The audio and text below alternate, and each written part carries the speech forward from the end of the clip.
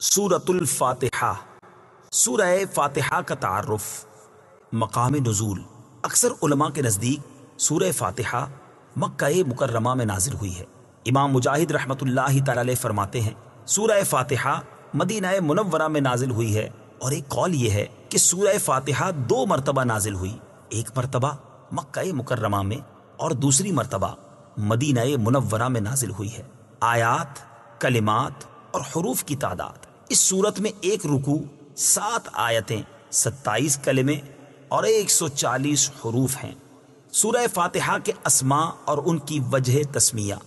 اس سورت کے متعدد نام ہیں، اور ناموں کا زیادہ ہونا اس کی فضیلت اور شرف کی دلیل ہے۔ اس کے مشہور 15 نام یہ ہیں۔ نمبر 1، سورہ فاتحہ۔ سورہ فاتحہ سے قرآن پاک کی تلاوت شروع کی جاتی ہے، اور اسی سورت سے قرآن پاک لکھنے کی ابتدا کی جاتی ہے، اس لیے اسے فاتحۃ الکتاب یعنی کتاب کی ابتدا کرنے والی کہتے ہیں۔ نمبر 2، اس سورت کی ابتدا الحمدللہ سے ہوئی، اس مناسبت سے اسے سورۃ الحمد یعنی وہ سورت جس میں اللہ تعالیٰ کی حمد بیان کی گئی ہے کہتے ہیں۔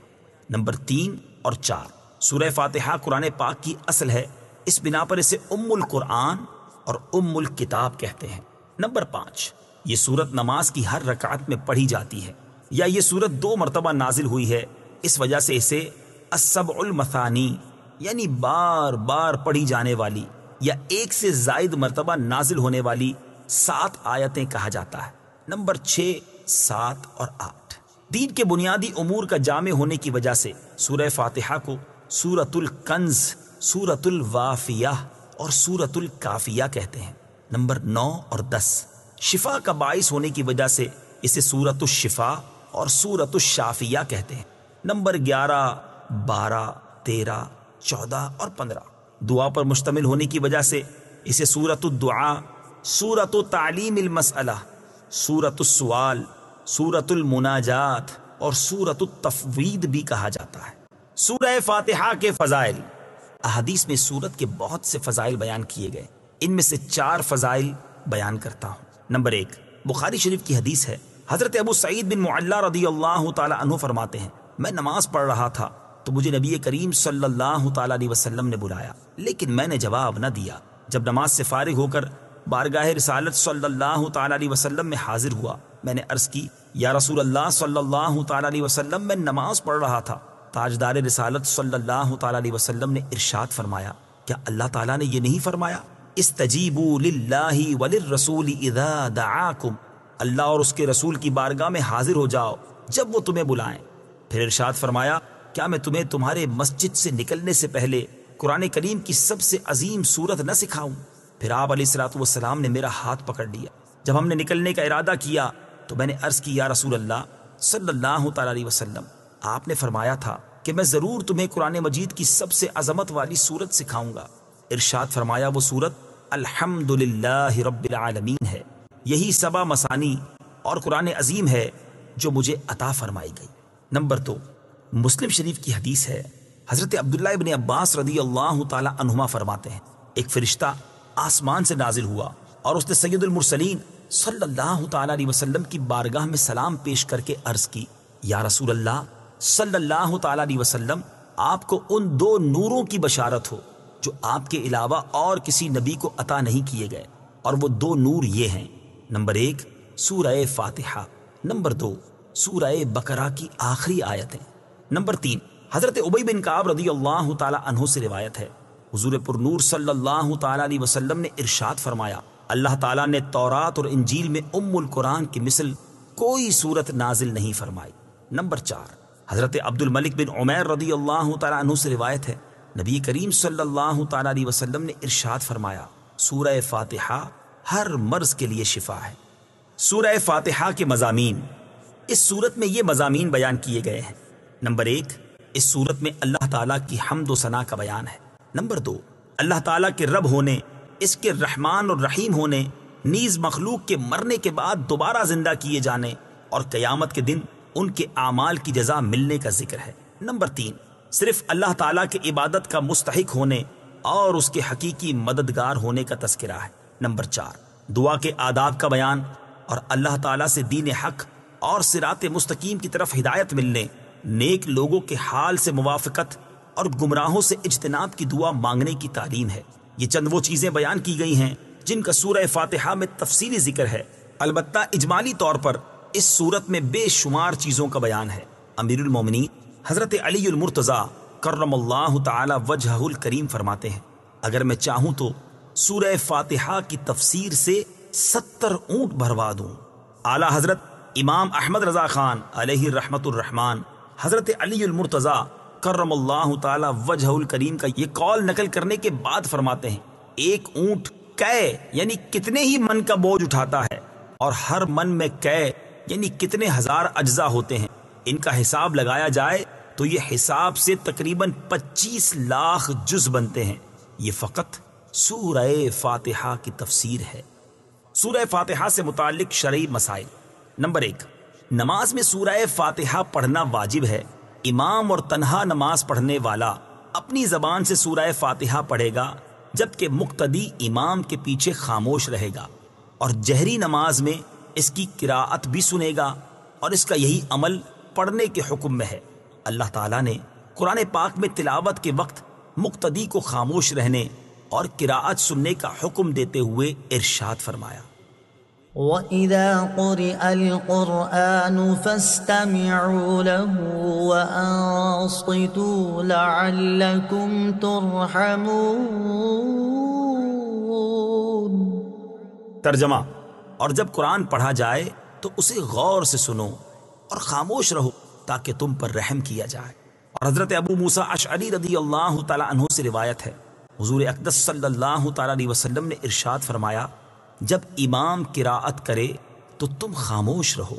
ابن ماجہ کی ایک اور حدیث ہے، حضرت جابر بن عبداللہ رضی اللہ تعالی عنہ سے روایت ہے، نبی کریم صلی اللہ تعالی علیہ وسلم نے ارشاد فرمایا، جس شخص کا کوئی امام ہو تو امام کا پڑھنا ہی مقتدی کا پڑھنا ہے۔ ان کے علاوہ اور بہت سی احادیث میں امام کے پیچھے مقتدی کے خاموش رہنے کے بارے میں بیان کیا گیا ہے۔ امام اعظم کا مناظرہ۔ امام فخر الدین رازی رحمت اللہ تعالی علیہ فرماتے ہیں، مدینہ منورہ کے چند علماء امام ابو حنیفہ رضی اللہ تعالیٰ عنہ کے پاس اس غرض سے آئے کہ وہ امام کے پیچھے مقتدی کی قراءت کرنے کے معاملے میں ان سے مناظرہ کریں۔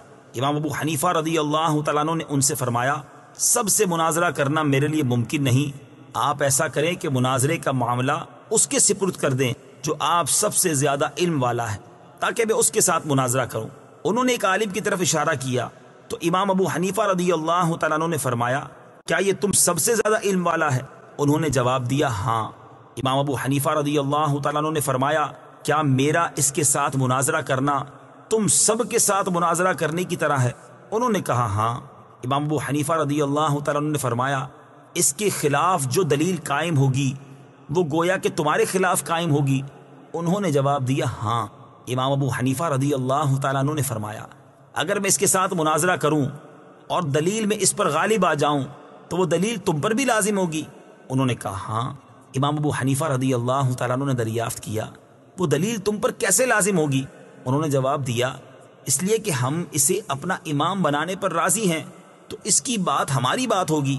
امام ابو حنیفہ رضی اللہ تعالیٰ عنہ نے فرمایا، ہم بھی تو یہی کہتے ہیں کہ جب ہم نے ایک شخص کو نماز میں اپنا امام مان لیا تو اس کا قراءت کرنا ہمارا قراءت کرنا ہے اور وہ ہماری طرف سے نائب ہے۔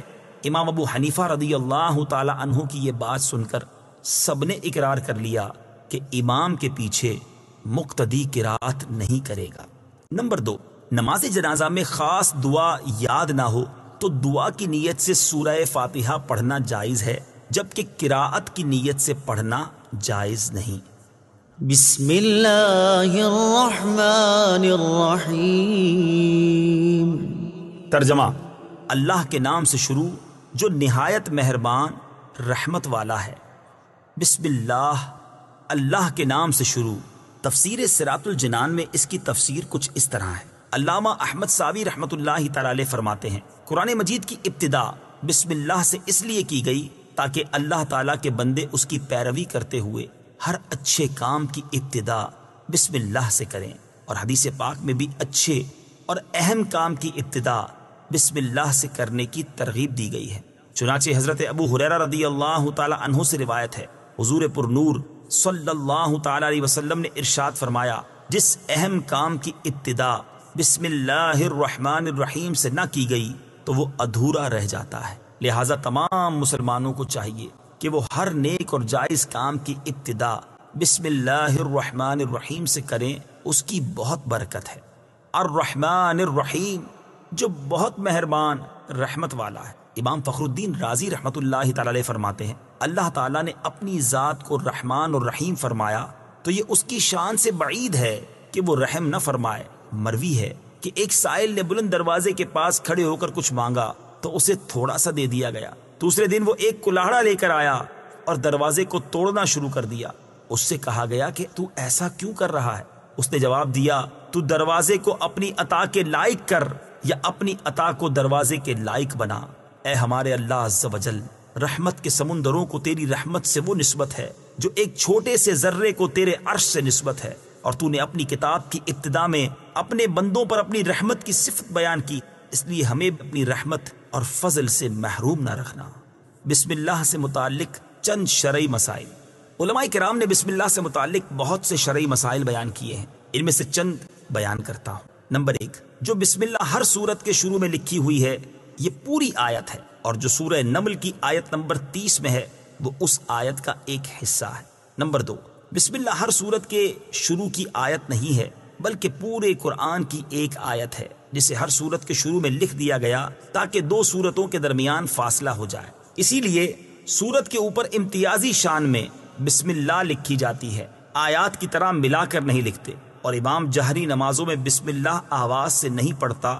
نیز حضرت جبریل علیہ الصلوۃ والسلام جو پہلی وحی لائے اس میں بسم اللہ نہ تھی۔ نمبر 3، تراویح پڑھانے والے کو چاہیے کہ وہ کسی ایک سورت کے شروع میں بسم اللہ آواز سے پڑھے تاکہ ایک آیت رہ نہ جائے۔ نمبر 4، تلاوت شروع کرنے سے پہلے اعوذ باللہ من الشیطان الرجیم پڑھنا سنت ہے، لیکن اگر شاگرد استاد سے قرآن مجید پڑھ رہا ہو تو اس کے لیے سنت نہیں۔ نمبر 5، سورت کی ابتدا میں بسم اللہ پڑھنا سنت ہے ورنہ مستحب ہے۔ نمبر 6، اگر سورہ توبہ سے تلاوت شروع کی جائے تو اعوذ باللہ اور بسم اللہ دونوں کو پڑھا جائے، اور اگر تلاوت کے دوران سورہ توبہ آ جائے تو بسم اللہ پڑھنے کی حاجت نہیں۔ الحمد للہ رب العالمین۔ ترجمہ، سب تعریفیں اللہ کے لیے ہیں جو تمام جہان والوں کا پالنے والا ہے۔ الحمدللہ، سب تعریفیں اللہ کے لیے ہیں۔ تفسیر صراط الجنان میں اس کی تفسیر کچھ اس طرح ہے، یعنی ہر طرح کی حمد اور تعریف کا مستحق اللہ تعالیٰ ہے، کیونکہ اللہ تعالیٰ کمال کی تمام صفات کا جامع ہے۔ حمد اور شکر کی تعریف۔ حمد کا معنی ہے کسی کی اختیاری خوبیوں کی بنا پر اس کی تعریف کرنا، اور شکر کی تعریف یہ ہے کہ کسی کے احسان کے مقابلے میں زبان، دل یا اعضاء سے اس کی تعظیم کرنا۔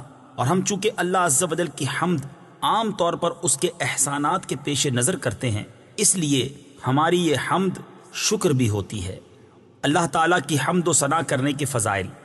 احادیث میں اللہ تعالیٰ کی حمد و ثنا کرنے کے بہت فضائل بیان کیے گئے ہیں، ان میں سے 3 فضائل پیش کرتا ہوں۔ نمبر 1، مسلم شریف کی حدیث ہے، حضرت انس بن مالک رضی اللہ تعالی عنہ سے روایت ہے، نبی اکرم صلی اللہ تعالی علیہ وسلم نے ارشاد فرمایا، اللہ تعالیٰ بندے کی اس بات سے خوش ہوتا ہے کہ وہ کچھ کھائے تو اللہ تعالیٰ کی حمد کرے، اور کچھ پیے تو اللہ تعالیٰ کی حمد کرے۔ نمبر 2، ابن ماجہ کی حدیث ہے، حضرت جابر بن عبداللہ رضی اللہ تعالی عنہ سے روایت ہے، حضور پر نور صلی اللہ تعالی علیہ وسلم نے ارشاد فرمایا، سب سے افضل ذکر لا الہ الا اللہ ہے، اور سب سے افضل دعا الحمدللہ ہے۔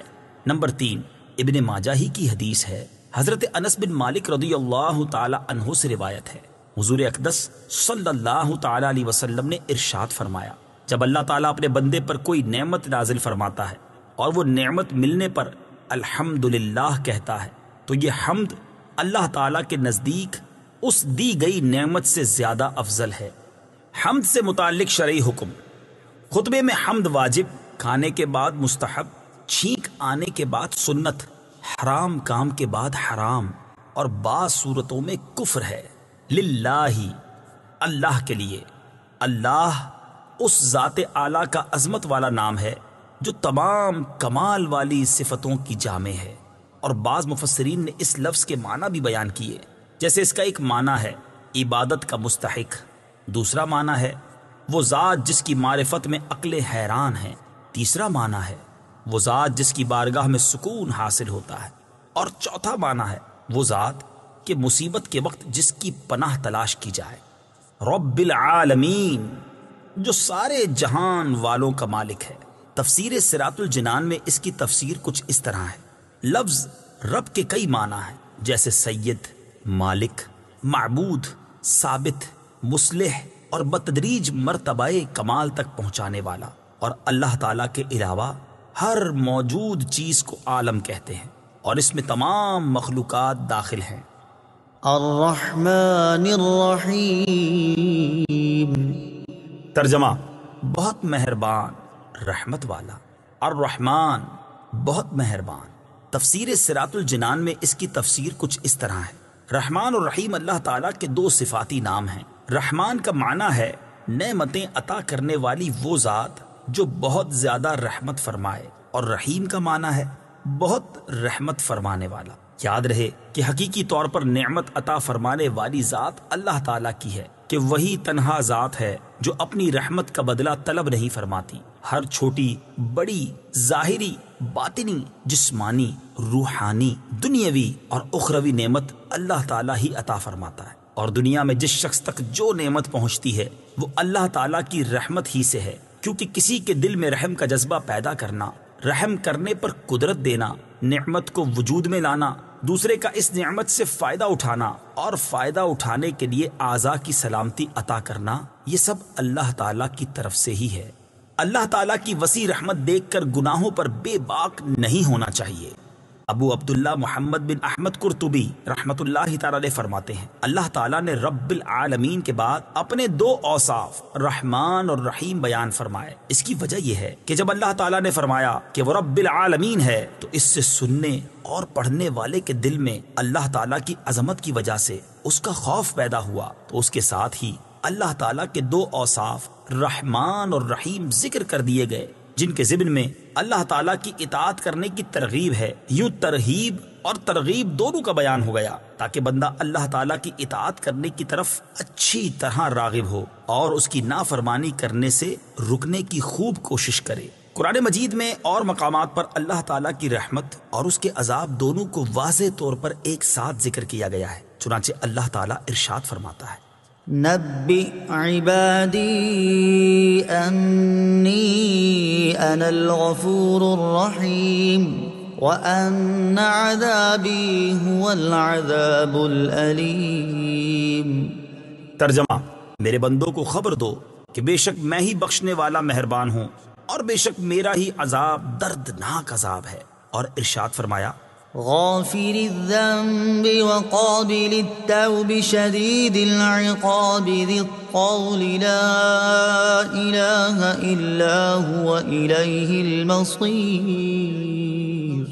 ترجمہ: گناہ بخشنے والا اور توبہ قبول کرنے والا، سخت عذاب دینے والا، بڑے انعام عطا فرمانے والا ہے، اس کے سوا کوئی معبود نہیں، اسی کی طرف پھرنا ہے۔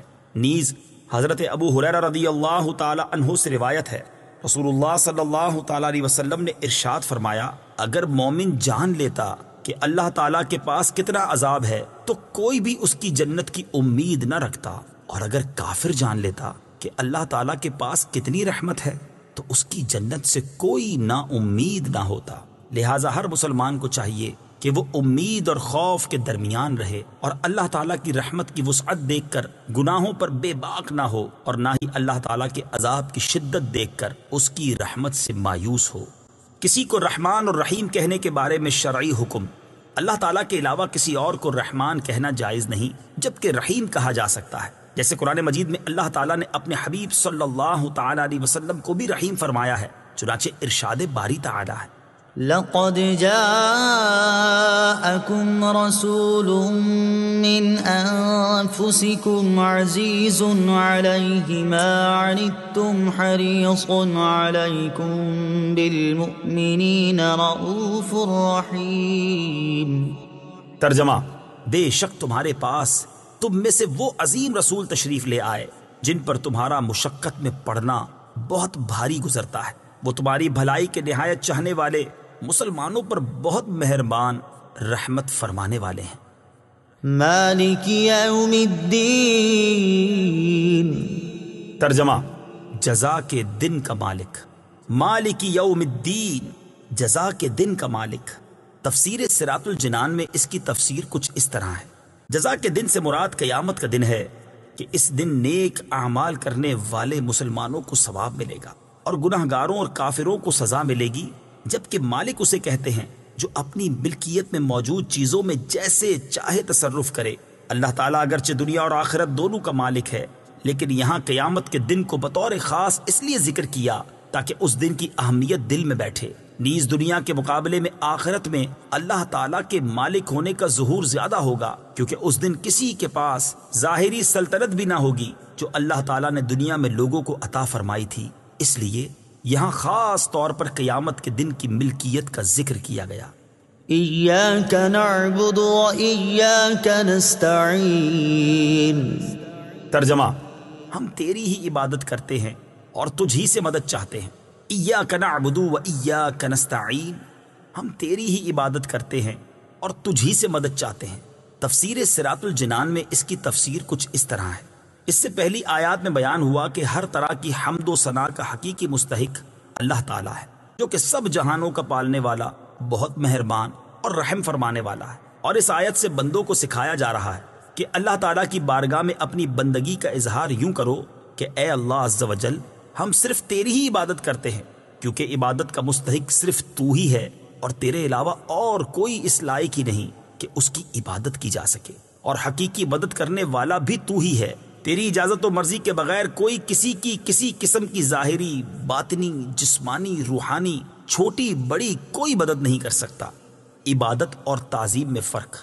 عبادت کا مفہوم بہت واضح ہے، سمجھنے کے لیے اتنا ہی کافی ہے کہ کسی کو عبادت کے لائق سمجھتے ہوئے اس کی کسی قسم کی تعظیم کرنا عبادت کہلاتا ہے، اور اگر عبادت کے لائق نہ سمجھیں تو وہ محض تعظیم ہوگی، عبادت نہیں کہلائے گی۔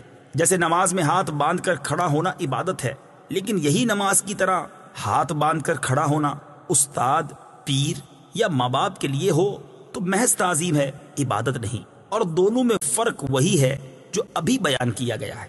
آیت ایاک نعبد سے معلوم ہونے والی اہم باتیں۔ آیت میں جمع کے صیغے ہیں، جیسے ہم تیری ہی عبادت کرتے ہیں۔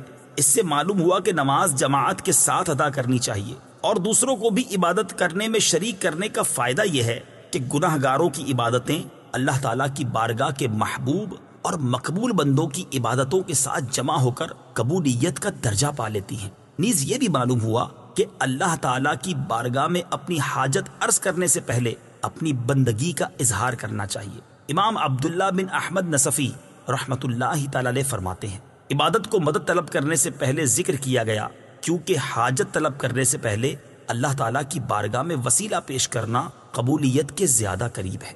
اللہ تعالیٰ کی بارگاہ میں وسیلہ پیش کرنے کی برکت۔ ہر مسلمان کو چاہیے کہ وہ اللہ تعالیٰ کی بارگاہ میں کسی کا وسیلہ پیش کر کے اپنی حاجات کے لیے دعا کیا کرے، تاکہ اس وسیلے کے صدقے دعا جلد مقبول ہو جائے۔ اور اللہ تعالیٰ کی بارگاہ میں وسیلہ پیش کرنا قرآن و حدیث سے ثابت ہے۔ چنانچہ وسیلے کے بارے میں اللہ تعالیٰ ارشاد فرماتا ہے: یا ایہا الذین آمنوا اتقوا اللہ وابتغوا الیہ الوسیلہ۔ ترجمہ: اے ایمان والو، اللہ سے ڈرو اور اس کی طرف وسیلہ ڈھونڈو۔ اور سنن ابن ماجہ میں ہے کہ ایک نابینا صحابی بارگاہ رسالت صلی اللہ تعالیٰ علیہ وسلم میں حاضر ہو کر دعا کے طالب ہوئے، تو آپ صلی اللہ تعالیٰ علیہ وسلم نے انہیں اس طرح دعا مانگنے کا حکم دیا: اللہم انی اسألک واتوجہ الیک بمحمد نبی الرحمہ یا محمد انی قد توجہت بک الی ربی فی حاجتی هذه لتقضى اللہم فشفعہ فی۔ اے اللہ عز و جل، میں تجھ سے سوال کرتا ہوں اور تیری طرف نبی رحمت حضرت محمد صلی اللہ تعالیٰ علیہ وسلم کے ساتھ متوجہ ہوتا ہوں۔ اے محمد صلی اللہ تعالیٰ علیہ وسلم، میں نے آپ صلی اللہ تعالیٰ علیہ وسلم کے وسیلے سے اپنے رب عز و جل کی طرف اپنی اس حاجت میں توجہ کی تاکہ میری حاجت پوری کر دی جائے، اے اللہ عز و جل پس تو میرے لیے حضور صلی اللہ تعالی علیہ وسلم کی شفاعت قبول فرما۔ حدیث پاک میں مذکور لفظ یا محمد سے متعلق ضروری وضاحت۔ اعلیٰ حضرت امام احمد رضا خان علیہ رحمت الرحمان فرماتے ہیں، علماء تصریح فرماتے ہیں حضور اقدس صلی اللہ تعالی علیہ وسلم کو نام لے کر ندا کرنی حرام ہے، اور یہ بات واقعی محل انصاف ہے۔ جسے اس کا مالک و مولا تبارک و تعالی نام لے کر نہ پکارے تو غلام کی کیا مجال کہ وہ راہ ادب سے تجاوز کرے۔ بلکہ امام زین الدین مراغی وغیرہ محققین نے فرمایا اگر یہ لفظ کسی دعا میں وارد ہو جو خود نبی اکرم صلی اللہ تعالی علیہ وسلم نے تعلیم فرمائی ہو، جیسے دعائے یا محمد انی توجہت بکا الی ربی، تاہم اس کی جگہ یا رسول اللہ یا نبی اللہ کہنا چاہیے۔ حالانکہ الفاظ دعا میں حتی الوسع تغییر نہیں کی جاتی۔ یہ مسئلہ مہمہ یعنی اہم ترین مسئلہ جس سے اکثر اہل زمانہ غافل ہے، واجب الحفظ ہے۔ وَإِيَّاكَ نَسْتَعِينُ، اور تجھ ہی سے مدد چاہتے ہیں۔ تفسیر صراط الجنان میں اس کی تفسیر کچھ اس طرح ہے۔ اس آیت میں بیان کیا گیا کہ مدد طلب کرنا خواہ واسطے کے ساتھ ہو یا واسطے کے بغیر ہو، ہر طرح سے اللہ تعالیٰ کے ساتھ خاص ہے، اور اللہ تعالیٰ کی ذات ہی ایسی ہے جس سے حقیقی طور پر مدد طلب کی جائے۔ اعلیٰ حضرت امام احمد رضا خان علیہ رحمت الرحمان فرماتے ہیں حقیقی مدد طلب کرنے سے مراد یہ ہے کہ جس سے مدد طلب کی جائے اسے بالذات قادر، مستقل مالک اور غنی بے نیاز جانا جائے کہ وہ اللہ تعالیٰ کی عطا کے بغیر خود اپنی ذات سے اس کام یعنی مدد کرنے کی قدرت رکھتا ہے۔ اللہ تعالیٰ کے علاوہ کسی اور کے بارے میں یہ عقیدہ رکھنا ہر مسلمان کے نزدیک شرک ہے، اور کوئی مسلمان اللہ تعالیٰ کے علاوہ کسی اور کے بارے میں ایسا عقیدہ نہیں رکھتا، اور اللہ تعالیٰ کے مقبول بندوں کے بارے میں مسلمان یہ عقیدہ رکھتا ہے کہ وہ اللہ تعالیٰ کی بارگاہ تک پہنچنے کے لیے واسطہ اور حاجات پوری ہونے کا وسیلہ اور ذریعہ ہیں۔ تو جس طرح حقیقی وجود کہ کسی کے پیدا کیے بغیر خود اپنی ذات سے موجود ہونا اللہ تعالیٰ کے ساتھ خاص ہے، اس کے باوجود کسی کو موجود کہنا اس وقت تک شرک نہیں جب تک وہی حقیقی وجود مراد نہ لیا جائے۔ یوں ہی حقیقی علم کہ کسی کی عطا کے بغیر خود اپنی ذات سے ہو، اور حقیقی تعلیم کہ کسی چیز کی محتاجی کے بغیر از خود کسی کو سکھانا اللہ تعالیٰ کے ساتھ خاص ہے، اس کے باوجود دوسرے کو عالم کہنا یا اس سے علم طلب کرنا اس وقت تک شرک نہیں ہو سکتا جب تک وہی اصلی معنی مقصود نہ ہو۔ تو اسی طرح کسی سے مدد طلب کرنے کا معاملہ ہے کہ اس کا حقیقی معنی اللہ تعالیٰ کے ساتھ خاص ہے، اور وسیلہ و واسطہ کے معنی میں اللہ تعالیٰ کے علاوہ کے لیے ثابت ہے اور حق ہے، بلکہ یہ معنی تو غیر خدا ہی کے لیے خاص ہیں، کیونکہ اللہ تعالیٰ وسیلہ اور واسطہ بننے سے پاک ہے۔ اس سے اوپر کون ہے کہ یہ اس کی طرف وسیلہ ہوگا، اور اس کے سوا حقیقی حاجت روا کون ہے کہ یہ بیچ میں واسطہ بنے گا؟ بد مذہبوں کی طرف سے ہونے والا ایک اعتراض ذکر کر کے اس کے جواب میں فرماتے ہیں یہ نہیں ہو سکتا کہ خدا سے توسل کر کے اسے کسی کے یہاں وسیلہ اور ذریعہ بنایا جائے۔ اس وسیلہ بننے کو ہم اولیاء کرام سے مانگتے ہیں کہ وہ دربار الہی میں ہمارا وسیلہ، ذریعہ اور قضائے حاجات کا واسطہ ہو جائیں۔ اس بے وقوفی کے سوال کا جواب اللہ تعالیٰ نے اس آیت کریمہ میں دیا ہے۔ وَلَوْ أَنَّهُمْ إِذْ ظَلَمُوا أَنفُسَهُمْ جَاءُوكَ فَاسْتَغْفَرُوا اللَّهَ واستغفر لهم الرسول لوجدوا الله توابا رحيما۔ ترجمہ، اور جب وہ اپنی جانوں پر ظلم یعنی گناہ کر کے تیرے پاس حاضر ہوں اور اللہ سے معافی چاہیں اور معافی مانگیں ان کے لیے رسول، تو بے شک اللہ کو توبہ قبول کرنے والا مہربان پائیں گے۔ کیا اللہ تعالیٰ اپنے آپ نہیں بخش سکتا تھا؟ پھر کیوں یہ فرمایا کہ اے نبی تیرے پاس حاضر ہوں اور تو اللہ سے ان کی بخشش چاہے تو یہ دولت و نعمت پائیں؟ یہی ہمارا مطلب ہے جو قرآن کی آیت صاف فرما رہی ہے۔ زیر تفسیر آیت کریمہ کے بارے میں مزید تفصیل جاننے کے لیے فتاوی رضویہ کی 21ویں جلد میں موجود اعلیٰ حضرت امام احمد رضا خان علیہ رحمت الرحمان کا رسالہ برکات الامداد لأہل الاستمداد یعنی مدد طلب کرنے والوں کے لیے امداد کی برکتیں، اس کا مطالعہ فرمائیں۔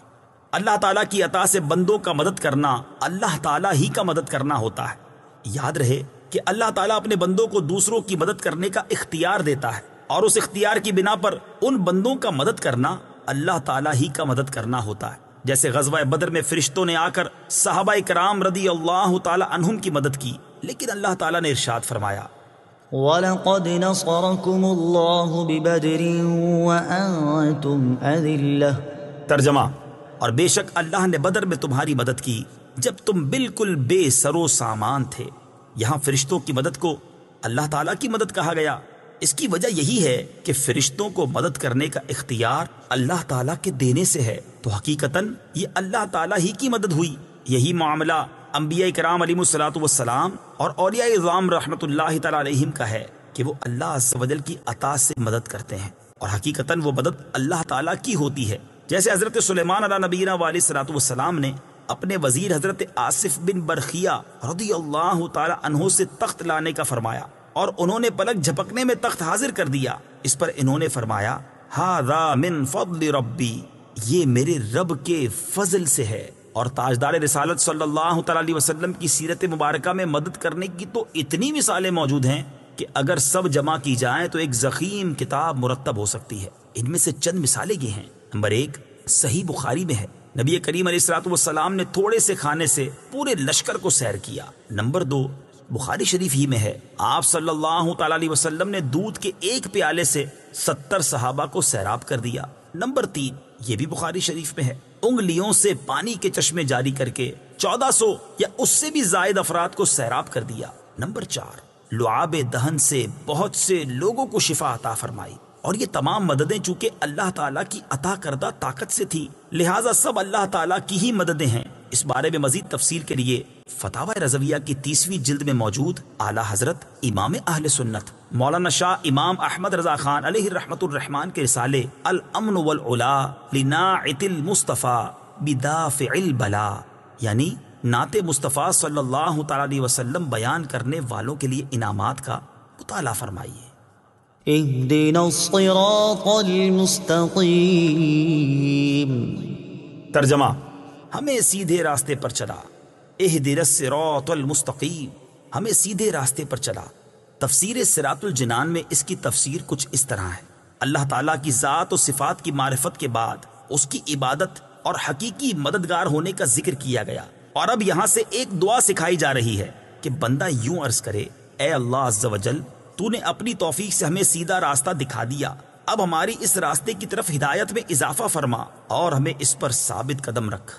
صراط مستقیم کا معنی، صراط مستقیم سے مراد عقائد کا سیدھا راستہ ہے جس پر تمام انبیاء کرام علیہ الصلوۃ والسلام چلے، یا اس سے مراد اسلام کا سیدھا راستہ ہے جس پر صحابہ کرام رضی اللہ تعالی عنہم، بزرگان دین اور اولیاء اعظام رحمت اللہ تعالی علیہم چلے، جیسا کہ اگلی آیت میں موجود بھی ہے۔ اور یہ راستہ اہل سنت کا ہے کہ آج تک اولیاء کرام صرف اسی مسلک کے اہل سنت میں گزرے ہیں، اور اللہ تعالیٰ نے انہی کے راستے پر چلنے اور انہی کے ساتھ ہونے کا فرمایا ہے۔ فرمان باری تعالیٰ ہے، يا أيها الذين آمنوا اتقوا الله وكونوا مع الصادقين۔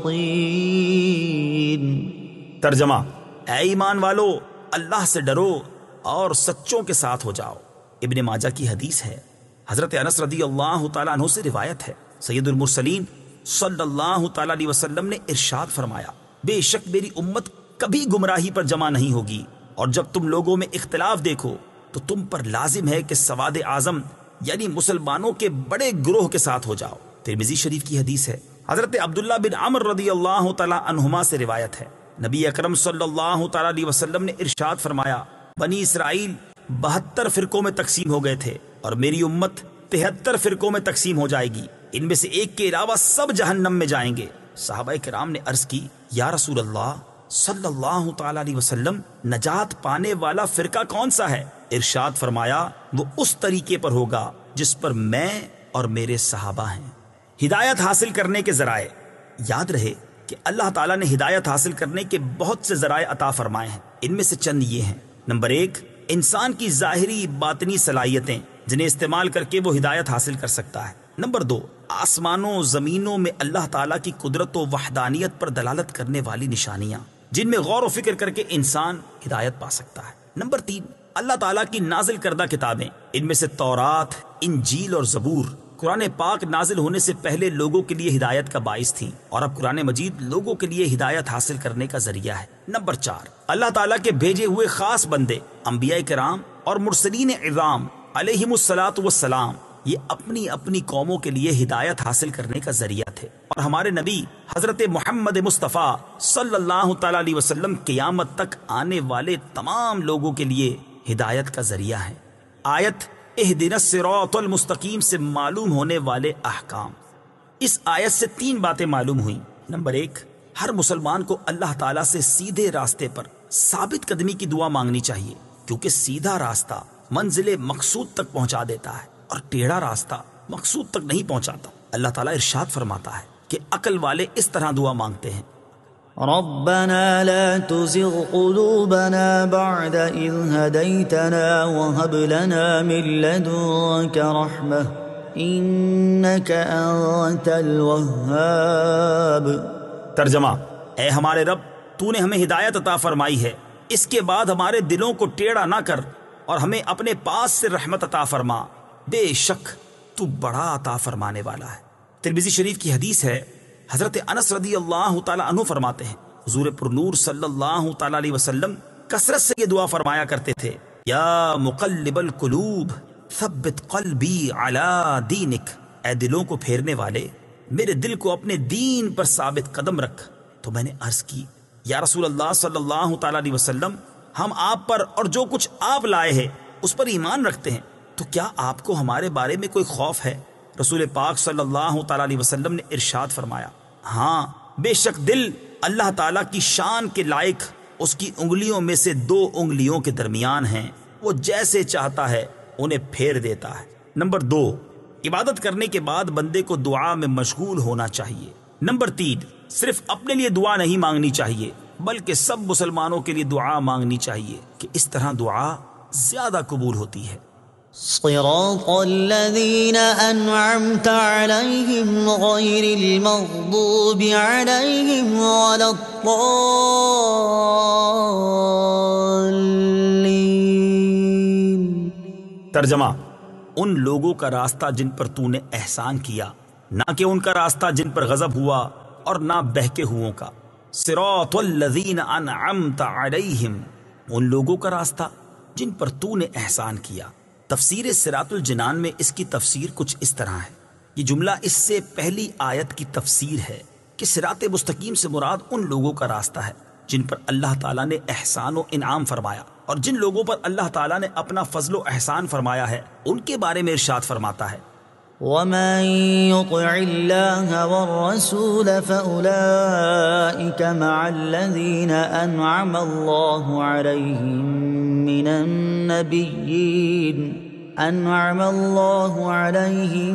من النبيين والصديقين والشهداء والصالحين وحسن أولئك رفيقا۔ ترجمہ: اور جو اللہ اور رسول کی اطاعت کرے تو وہ ان لوگوں کے ساتھ ہوں گے جن پر اللہ نے فضل کیا، یعنی انبیاء اور صدیقین اور شہداء اور صالحین، اور یہ کتنے اچھے ساتھی ہیں۔ آیت صراط الذین انعمت علیہم سے معلوم ہونے والے مسائل۔ اس آیت سے 2 باتیں معلوم ہوئیں۔ نمبر 1، جن امور پر بزرگان دین کا عمل رہا وہ صراط مستقیم میں داخل ہے۔